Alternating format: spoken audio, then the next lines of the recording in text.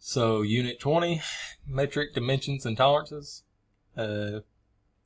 International Systems of Metric Units, SI.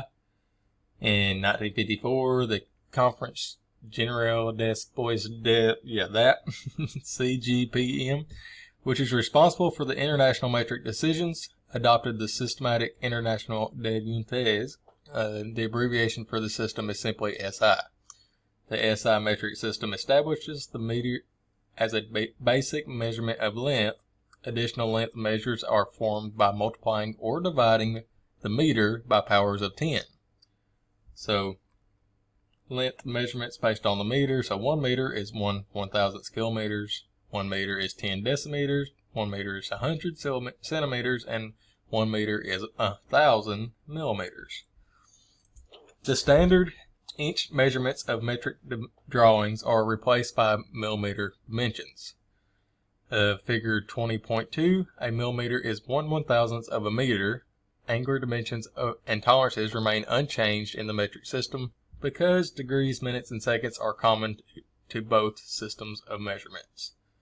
So, inch to millimeters, so 1/10 of a thousandth is 0.00254. All the way to 10,000 inches is 254 millimeters. So if you always remember the 1 inch is 25.4 millimeters, you can always convert it. US conversion to SI the metric system of measurement is certainly not new to the world. It was first established in France in the late 1700s and has since become a standard of measurement in most countries. However, the traditional system of measurement most familiar in the United States is the U.S. customary system of measurement. However, in the mid-1970s, increased international trade of worldwide and metric caused a re-evaluation of the U.S. customary system. As a result, it was determined that to be competitive in the foreign markets and assure interchangeability of parts, the United States would adopt the metric system. Therefore, in 1975, President General Ford signed the U.S. Metric Conversion Act into law. The law, however, specified the implementation was to be voluntary rather than required. Since that time, for a variety of reasons, such as cost and general resistance to change, the United States has been slow to fully replace the U.S. customary system with the SI metric system. So, dimensioning metric drawings. Millimeter is the standard linear metric unit used in engineering drawings.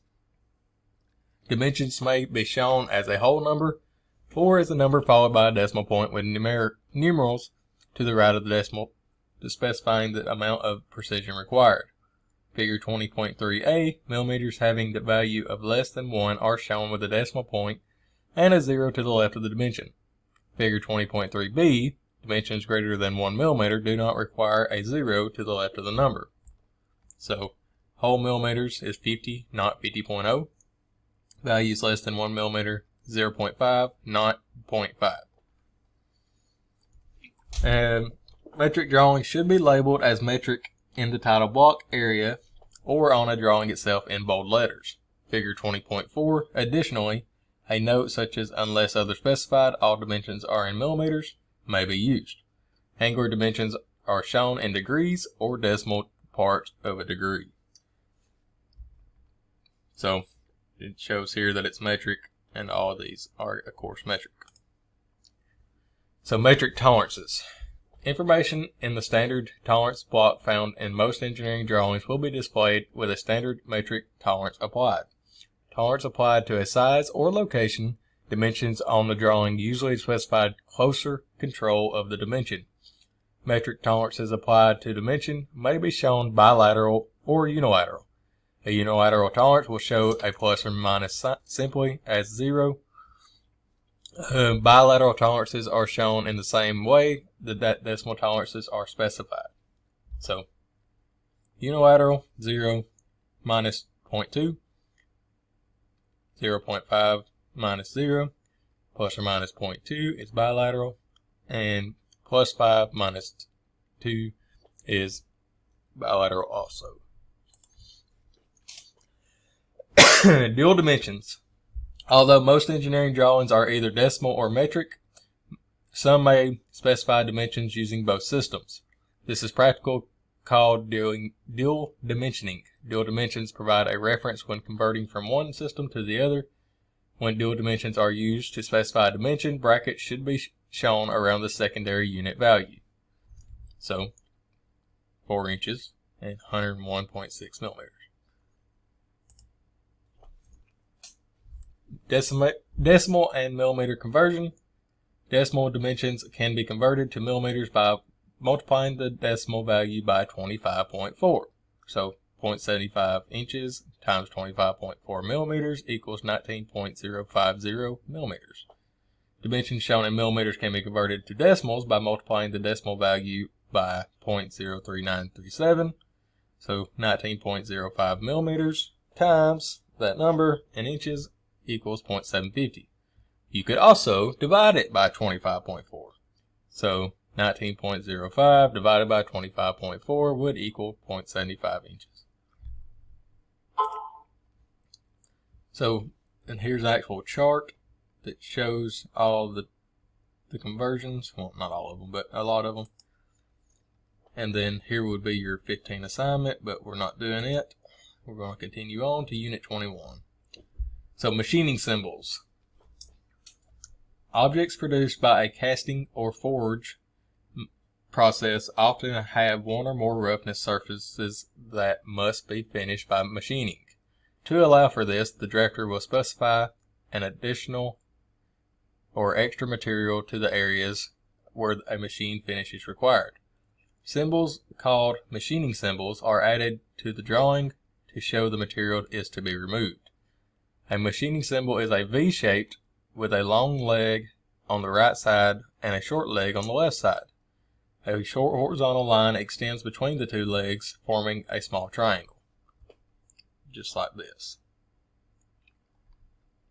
This standardized machining symbol replaces previous machining symbols, often called finish marks.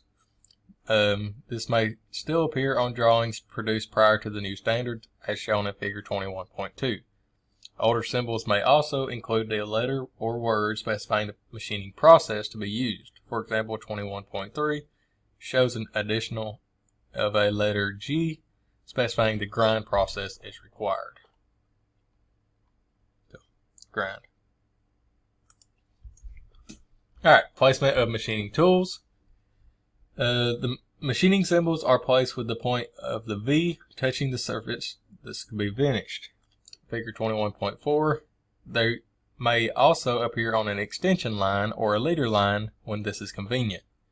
As with dimensions, finish marks should only appear once on a blueprint and should not be duplicated with one view to another. Additionally, the machining symbols should be oriented so that they are read from the right hand side or the bottom view. So this would be the new style. So you could have it on an extension line or a leader line, whichever way you want. Material removal specifications. Additionally, information specifying the amount of material to be removed by machining may be added to the machining symbol. When this is the case, a numerical value is placed on the left of the machining symbol. This value will be expressed in decimals, or in this case, a metric drawing, it will be in millimeters. Figure 21.5 shows an example where 0.030 inch has been specified for machining. So 30 thou. That symbol indicates the amount of material to be removed by machining. Alright, prohibiting material removal. When it is necessary to show the removal of material from a specific area of the part is prohibited, a different variation of the machining symbol is used. This symbol is placed on the object specifies that material may not be removed regardless of any other machining process performed. A material removal prohibited symbol has a small circle placed in the V of the horizontal line removed. So that symbol indicates that material cannot be removed. Alright, bosses and pads. Bosses and pads are raised surfaces that are often found on castings to add strength, provide machining surfaces, or both. A boss is cylindrical in shape and of relatively small size, and a pad is a non-circular projection of any shape except round. So boss is a round, pad is not. A machined boss or pad provides a smooth surface for mating parts or a flat area for the head of a bolt or screw to be used to connect one part to another. And this would be your next assignment. But we're not doing it also, so I'm going to make a new video for the next two.